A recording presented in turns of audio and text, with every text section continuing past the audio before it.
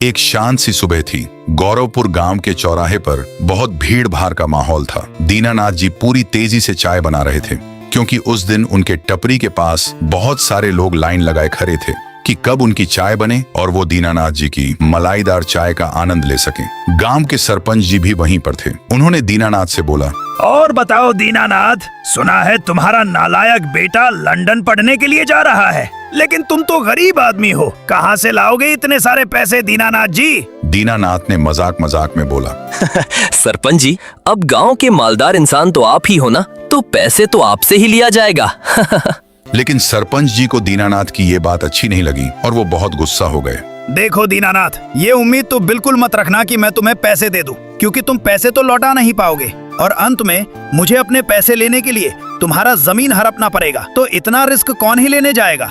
इतनी कड़वी बातें बोलकर सरपंच जी वहां से बिना चाय पिए चले गए। लेकिन सरपंच जी की ये तीखी बातें दीनानाथ के दिल पर छुरी की तरह लग गईं। उन्हें अपनी गरीबी पर बहुत तरस आ रहा था।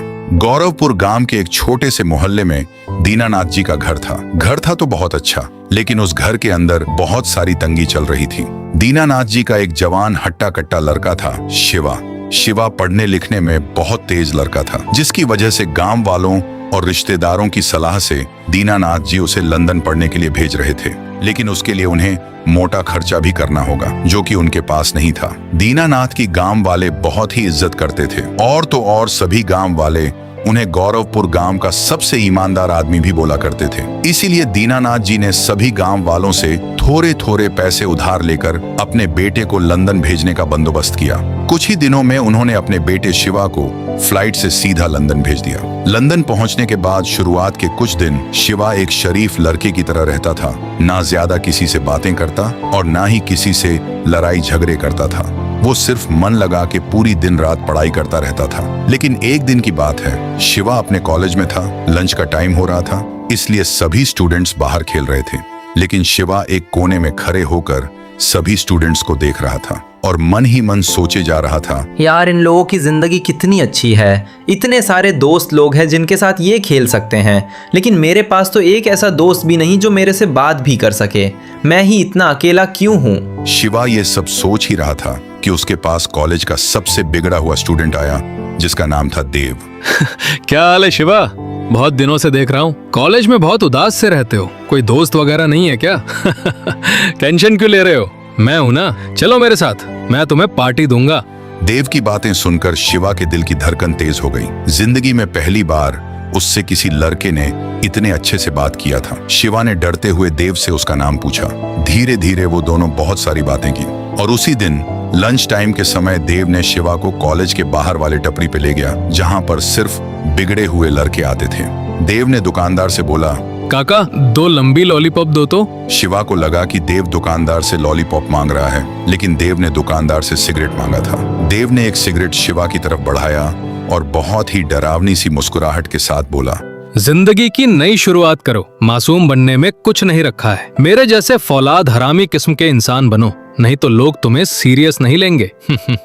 शिवा को सिगरेट पीने से इनकार करने में बहुत ही बुरा लग रहा था और उसे डर लग रहा था कि उसका ये पहला दोस्त भी उसे छोड़कर चला ना जाए। इसलिए उसने अपना मन मार के सिगरेट की चुस्की ली। बस उसी दिन से शिवा की जिंदगी बर्बाद होने वाली थी। शिवा को सिगरेट पीने में बहुत मजा आया। उस दिन के बाद रोज लंच टाइम के समय शिवा अपने दोस्त देव के साथ टपरी पे सिगरेट पीने आया करता था। धीरे धीरे उसके नए दोस्त भी बनना शुरू हो गए और वो भी बाकी आवारा लड़कों की तरह बन गया। देखते ही देखते शिवा के लंदन आए हुए 2 साल बीत गए और कुछ ही दिनों में उसके फाइनल एग्जाम भी आने वाले थे। लेकिन एक टाइम पर पढ़ने में इतना तेज लड़का अब पूरी तरीके से लुच्चा आवारा बन चुका था। उसने एक जरा भी एग्जाम की तैयारी नहीं की थी और जिसका डर था वही हुआ। शिवा ने अपने फाइनल एग्जाम दिए, जिसके लिए वो अपने बाप की खून पसीने की कमाई से लंदन पढ़ने आया था।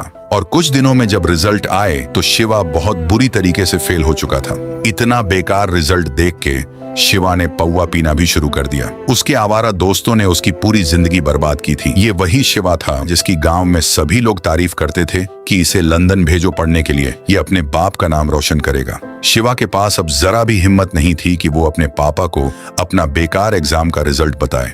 कुछ ही दिन बाद शिवा फ्लाइट पकड़ के अपने गांव गौरवपुर वापस लौटा और अपनी निगाहें शर्म के मारे झुका के घर पहुंचा। उसके दिमाग में बार बार यही ख्याल आ रहा था कि वो अपने पापा को कैसे बताएगा कि वो फेल हो चुका है। लेकिन घर पहुंचने के बाद उसने देखा कि उसके पापा घर पे हैं ही नहीं। वो थोड़ा परेशान हो गया, लेकिन उसने ये सोचकर अपने पापा का इंतजार करने लगा कि उसके पापा काम पर गए हैं, थोड़ी देर में आ जाएंगे। कुछ देर बीत गए। शिवा के पापा दीनानाथ तो नहीं आए, लेकिन कुछ गांव वाले शिवा के घर के बाहर इकट्ठा हो गए। उनमें सबसे आगे गांव का सरपंच भी था। सरपंच ने चिल्लाकर बोला, अबे ओ दीनानाथ के पिल्ले शिवा, जल्दी घर से बाहर निकल। हम सभी गांव वालों को मालूम चल गया है कि तू लंदन से आया है। अब छुपने का कोई फायदा नहीं। सरपंच की चिल्लाहट सुनकर शिवा घर से बाहर निकला। इतनी भीड़ को देखकर वो घबरा गया और बोला, क्या हुआ है आप लोगों को? और सरपंच जी, आप मेरे पापा को और मुझे गाली क्यों दे रहे हैं? आपको मालूम है ना, इस गांव में आपसे ज्यादा इज्जत मेरे पापा की है। शिवा की इतनी बातें सुनकर सरपंच जी और गांव वाले जोरों से चिल्लाने लगे, देखो गांव वालों, इस कुत्ते के पिल्ले को ऐसे नाटक कर रहा है जैसे इसे कुछ मालूम ही नहीं है। सबसे पहले तो इसकी चमड़ी उधेड़ते हैं। गांव वालों ने मिलकर बेचारे शिवा को बहुत मारा। छोड़ो छोड़ो, मुझे छोड़ो। आखिर तुम लोग मुझे क्यों मार रहे हो? मेरी गलती क्या है? मारो मारो, कुत्ते के पिल्ले को मारो।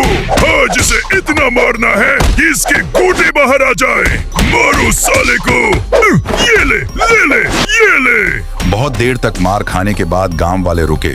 उन्होंने शिवा का कपड़ा भी फाड़ दिया था। शिवा रोते रोते बोला, कृपया करके मुझे बता दो, मेरी गलती क्या है? क्यों सभी लोग मेरे पीछे पड़े? शिवा की बातें सुनकर सरपंच बहुत ही गुस्से में बोला, अगर तुझे सच में मालूम नहीं है कि लोग तुझे क्यों पीट रहे हैं तो सुन, इसमें तुम्हारी कोई गलती नहीं है। सारी गलती तेरे बाप की है, जिसका गुस्सा सब तेरे पे उतार रहे हैं। हुआ यूं था कि तेरे को लंदन जाने के बाद तेरा बाप दीनानाथ बहुत परेशान रहने लगा था, क्योंकि उसे सभी गांव वालों का उधार भी चुकता करना था। इसलिए उसने अपना चाय के ठेले का काम बंद कर दिया।